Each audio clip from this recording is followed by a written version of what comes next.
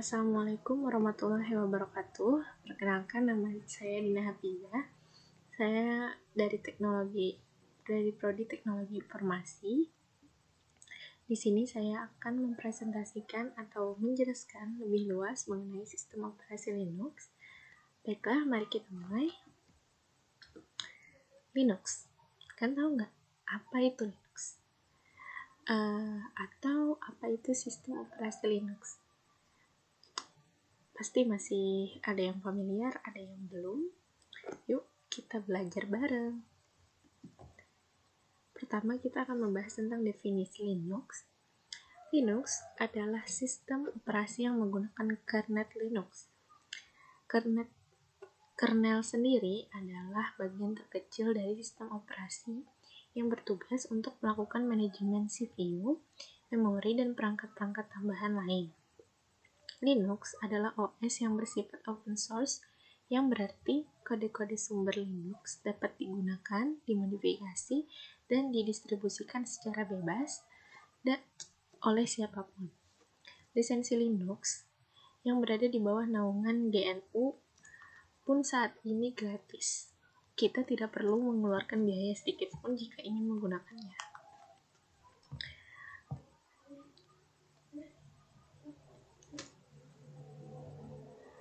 Ini berbeda dengan OS Windows yang berbayar, karena untuk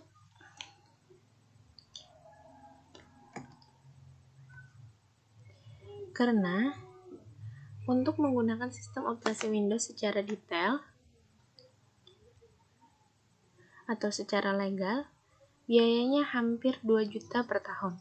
Itu belum termasuk penggunaan Microsoft Office dan aplikasi lain, seperti Photoshop, CorelDRAW, dan sebagainya. Karena kodenya yang bersifat open source, maka developer yang mengembangkan OS ini, sehingga terciptalah berbagai macam distro Linux yang banyak kita kenal selama ini, seperti misalnya Ubuntu, Mint, Red Hat, kemudian Elementary, dan masih banyak lagi seperti Debian. Setiap distro Linux mempunyai karakteristik yang berbeda, mulai dari tampilan, kerumitan penggunaan, hingga tujuan penggunaannya. Apakah misalnya untuk programming, hacking, web, security, server, atau untuk menjalankan aplikasi umum sehari-hari. Nah, sekarang masih mau tahu lagi mengenai Linux? Atau mungkin ada yang masih kurang jelas, atau masih pengen mengulik lebih jauh mengenai Linux? Sekarang kita bahas secara singkat mengenai sejarahnya ya. Sejarah Linux yang menjadi cikal bakal Linux adalah sistem operasi Unix yang dikembangkan oleh Ken Thompson dan Dennis Ritchie pada tahun 1969. Ken dan Dennis ini juga merupakan penemu dari bahasa pemrograman C, yang mana menjadi dasar dari bahasa pemrograman tingkat tinggi. Kode sumber Unix dikembangkan menggunakan bahasa C, sehingga mudah pemindahannya ke berbagai platform. Oleh karena itu, Unix mendapatkan respon dan perhatian yang besar. Dengan berkembangnya Unix yang sangat cepat, akhirnya Unix terpecah menjadi dua aliran, yaitu yang dikembangkan oleh Universitas Berkeley dan yang dikembangkan oleh ET dan T. Selain itu juga mengakibatkan banyaknya perusahaan yang ingin memegang kendali dalam bidang sistem operasi. Oleh karena itu ditetapkanlah spesifikasi standar Unix dan oleh IEEE atau The Institute of Electrical and Engineers dengan mengembangkan POSIX. Sejak saat itu muncul berbagai macam jenis Unix, salah satu yaitu Minix yang dikembangkan oleh A.S. Tannenbaum yang bertujuan untuk pendidikan. Kemudian, pada tahun 1984, mulai mengembangkan proyek GNU dengan membuat software komputer, editor, text format, GUI, libraries, modules, dan masih banyak lagi. GNU didesain supaya kompatibel dengan sistem operasi yang sudah ada yaitu Unix.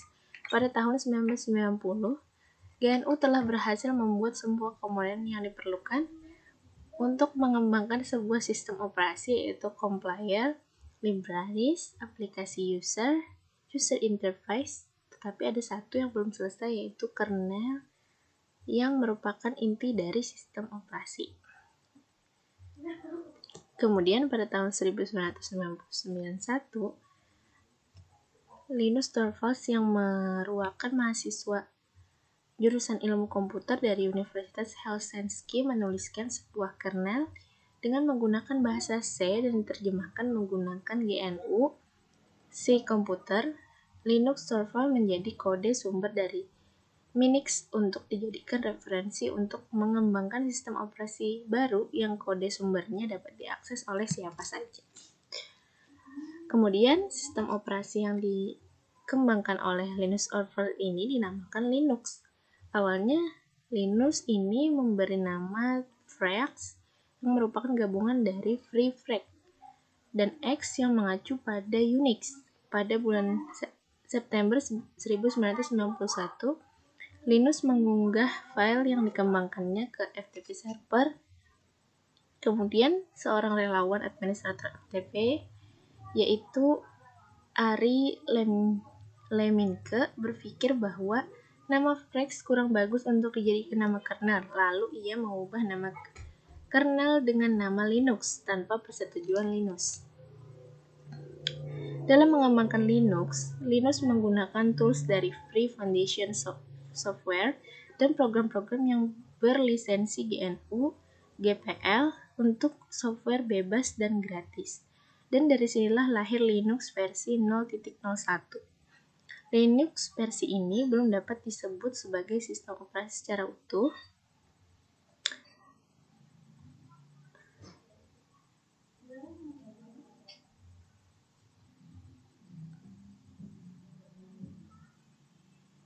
Kemudian pada tanggal 5 Oktober 1991, Linus Torvalds, kode sumber Linux yang menjadi versi Linux resmi pertama yang dikenalkan ke publik yaitu Linux versi 0.02 di bawah lisensi GNU GPL.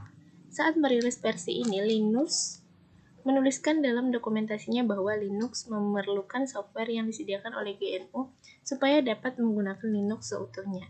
Kemudian pada tahun 1996, Linus Torvalds mengumumkan logo atau maskot dari Linux yaitu seekor penguin yang diberi nama Tux. Linus memilih hewan penguin karena dia pernah mengalami pengalaman buruk yang digigit oleh seekor penguin di kebun binatang Australia.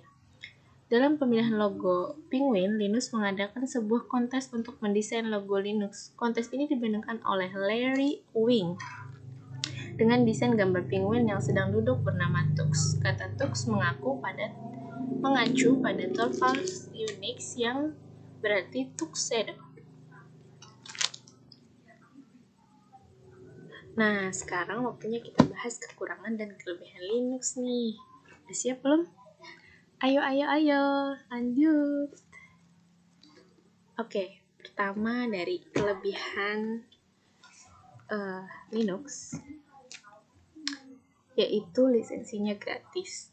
Linux merupakan sistem operasi yang dapat digunakan oleh siapa saja dan gratis, berbeda dengan sistem operasi lain seperti Windows yang memerlukan biaya untuk menggunakannya. Kemudian kelebihan kedua yaitu menggunakan kode 32 bit. Dengan menggunakan kode, menjadikan Linux berjalan dengan baik dan meminimalisir terjadinya crash saat menjalankan aplikasi. Pengguna juga tidak perlu khawatir saat menginstal aplikasi yang tidak sesuai dengan kode bit Linux. Kemudian yang ketiga, tingkat keamanan tinggi. Walaupun bersifat open source, namun Linux memiliki tingkat keamanan yang tinggi dibandingkan sistem operasi lain. Dengan sistem keamanan yang tinggi, menjadikan Linux aman dari serangan virus yang dapat mengancam data-data komputer. Kemudian yang selanjutnya, tampilan gratis bagus. Dalam setiap versi dan jenis Linux yang dirilis, terlihat jelas bahwa Linux sangat memperhatikan dalam hal grafis, Sebagai contoh, pada Linux Ubuntu yang menjadi user interface yang bagus dan ATC.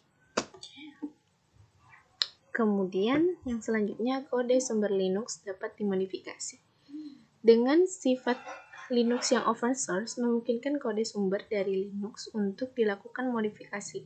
Tentu hal ini sangat menarik perhatian para programmer.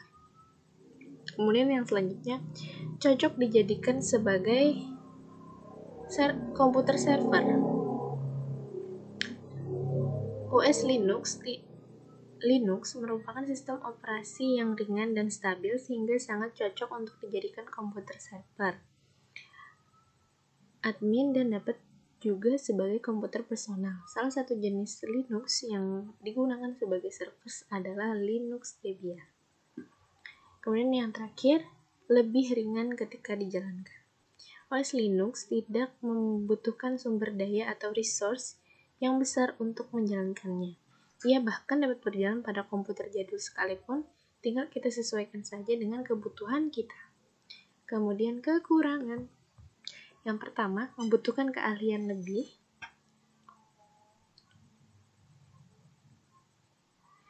Dikarenakan Linux masih jarang digunakan oleh masyarakat umum sehingga belum punya teknisi yang mampu melakukan troubleshooting terhadap permasalahan yang ada di dalam Linux.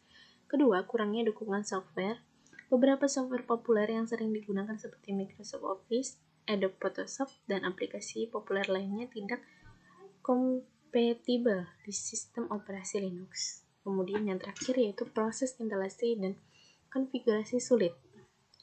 Proses instalasi Linux sedikit lebih sulit dibandingkan Windows, terkecuali pada beberapa distribusi Linux yang ditujukan untuk para pengguna awam seperti misalnya Linux Mint. Kemudian kita masuk, udah tahu kan Linux itu bagaimana? Dalam Linux juga terdapat distro yang berbeda-beda loh guys. Apa aja ya? Yuk kita bahas. Yang pertama ada dari macam-macam Linux ada Red Hat. Red Hat adalah distro Linux dan menjadi sistem operasi pertama yang menggunakan sistem RPM Package Manager. Red Hat dikembangkan oleh perusahaan yang bernama Red Hat Inc. Kemudian yang kedua yaitu CentOS atau Community Enterprise Operating System yang dikembangkan oleh The Cent Project dengan menggunakan kode sumber dari Red Hat. Berarti distro yang pertama dan distro yang kedua masih ada hubungan ya guys. Kemudian lanjut yang ketiga yaitu Fedora. Fedora merupakan distro Linux yang dalam pengembangannya disponsori oleh Red Hat. Kemudian OpenSUSE. OpenSUSE adalah distro Linux yang dikembangkan oleh OpenSUSE Project dengan bertujuan supaya kinerja Linux lebih stabil dan user-friendly. Kemudian Mandaric atau Mandriva. Sistem operasi Mandrake dikembangkan oleh perusahaan yang bernama Mandriva. Sistem operasi ini juga menggunakan sistem RPM Package Manager seperti Red Hat. Kemudian selanjutnya Debian. Debian diciptakan oleh Ian Murdoch dan menjadi salah satu distro Linux yang paling diminati karena tingkat keamanannya tinggi. Debian biasa digunakan sebagai sistem operasi server. Kemudian Ubuntu. Ubuntu merupakan distro Linux yang dikembangkan oleh perusahaan asal Afrika Selatan yaitu Canonical. Nama Ubuntu juga berasal dari bahasa Afrika Selatan yang berarti kemanusiaan. Ubuntu ini merupakan turunan dari Debian. Saat ini Ubuntu menjadi salah satu distro Linux yang paling populer di kalangan masyarakat umum. Kemudian yang terakhir Mint. Distro Linux Mint dibuat dengan berbasiskan pada Debian dan Ubuntu. Keunggulan dari sistem operasi ini adalah penggunaannya yang ringan.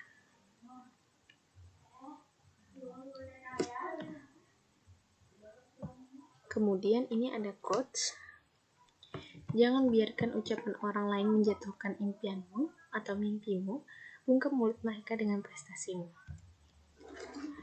Mohon maaf apabila terdapat kesalahan dan kekhilafan. Sekian, terima kasih. Wassalamualaikum warahmatullahi wabarakatuh.